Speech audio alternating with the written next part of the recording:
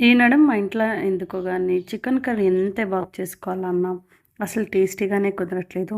అందుకే ఈసారి ఓల్ గరం మసాలా ఐటమ్స్‌తో పాటు ఆనియన్, టమాటో, ఎండుమిర్చి, ధనియాలు అన్నిటిని అయితే వేయించుకొని అయితే చేసుకున్నా పర్వాలేదు బాగా అయితే వచ్చింది. ఇక్కడైతే నేను కడాయిలో ఆయిల్ వేసుకొని ఓల్ గరం మసాలా ఐటమ్స్‌తో పాటు సోంపు, మిరియాలు, ధనియాలు, బ్యాడగి మిరపకాయలు, మళ్ళీ నార్మల్ గుంటూరు మిరపకాయలు అంతా వేసుకొని బాగా అయితే ఫ్రై చేసుకున్నా.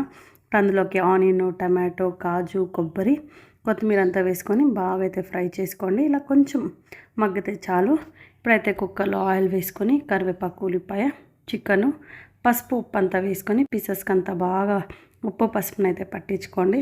తర్వాత దీంట్లో వచ్చే వాటర్ అంతా బాగా ఇంకిపోయే వరకు అయితే ఇలా అయితే ఫ్రై చేసుకోండి. మనం ముందుగా వేయించుకున్న ఇంగ్రీడియంట్స్ అంతా బాగా ఇలా ఫైన్గా పేస్ట్ చేసుకొని చికెన్లోకి అంతా వేసుకొని బాగా ఆయిల్ పైకి తేలేంత వరకు అయితే దీనైతే ఫ్రై చేసుకొని కర్రీకి కావాల్సినంత వాటర్ వేసుకొని ఒక 2 విజిల్స్ వేయించుకుంటే అయితే కర్రీ రెడీ. చాలా బాగా అయితే వచ్చింది. మీరు ట్రై చేసి కామెంట్ చేయండి.